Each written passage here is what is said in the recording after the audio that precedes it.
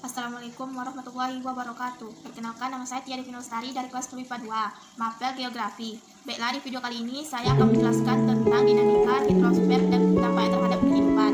Yang pertama yaitu perairan daratan. Penjelasannya, macam-macam jenis air tanah. Yang pertama, menurut letaknya, air tanah dapat dibedakan menjadi dua, yaitu air tanah permukaan dan air tanah dalam. Yang kedua yaitu air tanah permukaan, adalah air tanah yang terdapat di atas lapisan tanah atau batuan yang tidak tembus air. Air yang ada di sumur, sungai, danau, dan rawa termasuk jenis ini. Yang ketiga yaitu air tanah dalam, adalah air tanah yang terdapat di bawah lapisan tanah atau batuan yang tidak tembus air. Untuk memperoleh air tanah jenis ini harus dilakukan pengabaran. Yang keempat yaitu menurut asalnya, air tanah dapat dibedakan menjadi air yang berasal dari atmosfer atau angkasa dan air tanah yang berasal dari dalam perbumi. Perairan darat adalah semua bentuk perairan yang ada di darat, contohnya sungai, danau, rawa, dan lain-lain. Gambar selanjutnya yaitu daerah aliran sungai atau das. Penjelasannya, daerah aliran sungai atau das merupakan istilah yang merujuk pada suatu kawasan di mana air hujan, salju, dan gletser mengalir menuju penampungan air seperti sungai, danau, dan beberapa samudra. Selanjutnya yaitu morfologi dasar laut. Penjelasannya, morfologi lautan adalah bentuk permukaan bumi yang berada di dalam laut. Perubahan bentuk ini terjadi akibat adanya dua tenaga yaitu endogen dan eksogen. Selanjutnya yaitu siklus hidrologi.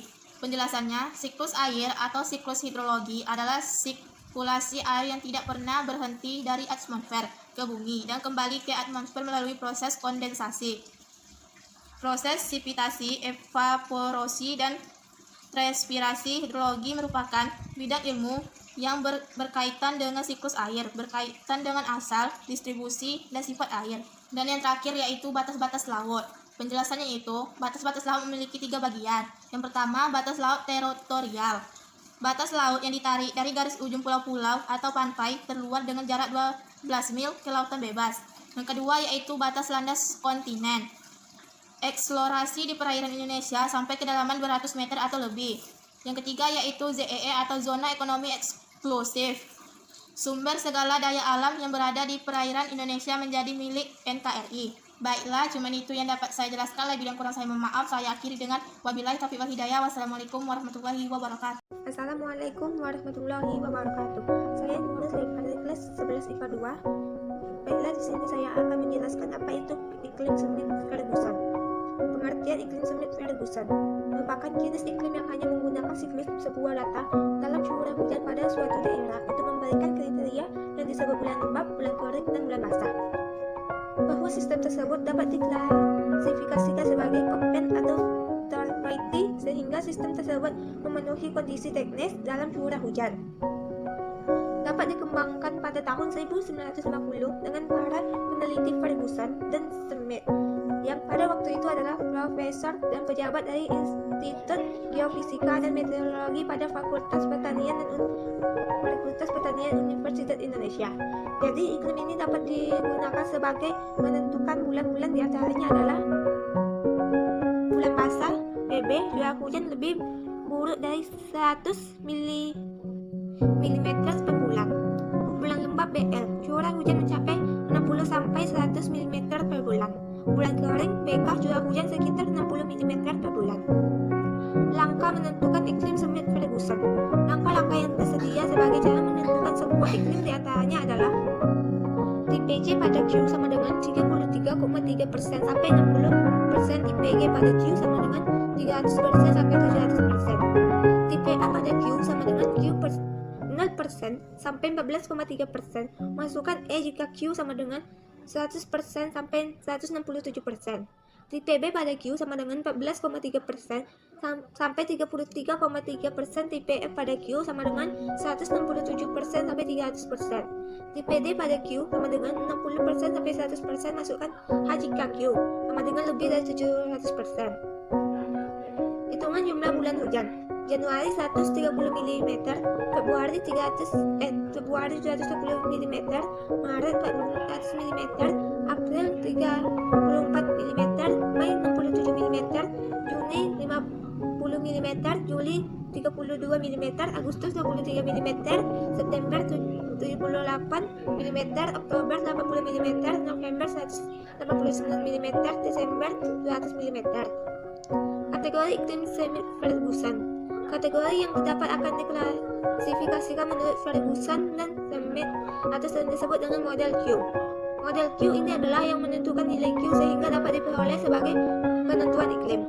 Ferguson dan Schmidt diketahui termasuk dalam kategori pada bulan-bulan kering yang terjadi di titik-titik tertentu. Model Q berikut formula yang dikategorikan sebagai model untuk menghitung iklim adalah iklim menurut Junghun. Junghun dapat mengklasifikasikan sebuah iklim berdasarkan ketinggian dan merujuk iklim pada spesies yang sesuai dengan jenis tanaman yang tumbuh dan berproduksi secara optimal dan sesuai dengan suhu pada habitatnya. Junghun membagi iklim menjadi 4 area. Pembagian wilayah iklim tersebut diantaranya adalah 1. Daerah tropis atau panas, ketinggian 0 sampai 600 meter di atas permukaan laut. Suhu 22 derajat Celcius sampai 26,3 derajat Celcius. Tumbuhan jagung, permen karet, beras, tembakau, kopi, tebu, dan kelapa. Daerah sejuk, ketinggian 1.500 sampai 2.500 meter di atas permukaan laut. Suhu 11,1 derajat Celcius sampai 17,1 derajat Celcius. Tanaman, teh, kopi, sayuran, dan kina.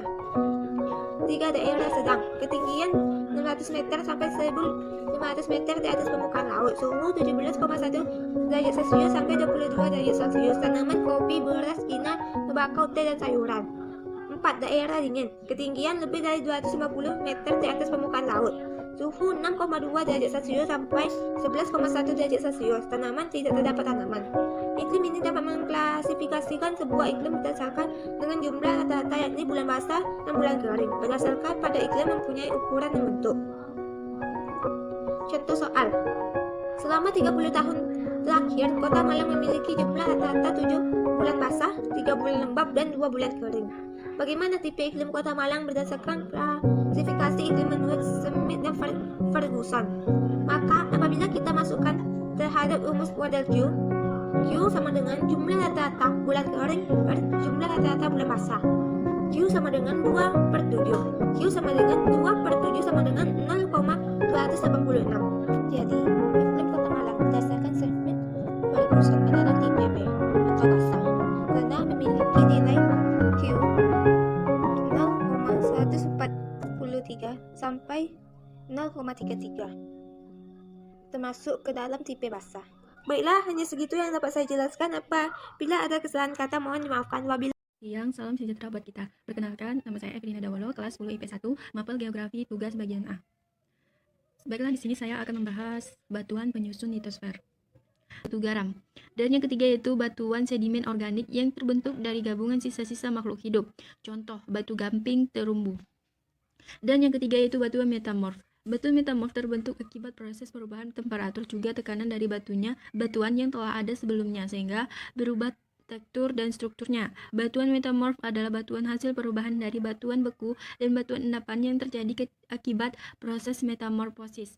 Faktor-faktor penyebab perubahan batuan ini adalah suhu tinggi, tekanan tinggi, kombinasi suhu dan tekanan tinggi, serta penambahan bahan lain. Struktur lapisan litosfer. Struktur lapisan litosfer terdiri atas dua bagian. Yang pertama lapisan sial atau silisium aluminium. Lapisan sial adalah lapisan litosfer yang tersusun dari jenis logam silisium dan aluminium. Rumus kimia senyawa tersebut adalah SiO2 dan AiO3.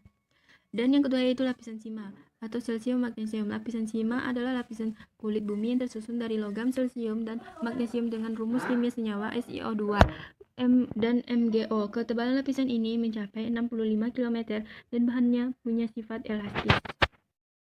Salam sejahtera buat kita. Perkenalkan, nama saya Evelina Dawolo, kelas 10 IP1, mapel geografi tugas bagian A.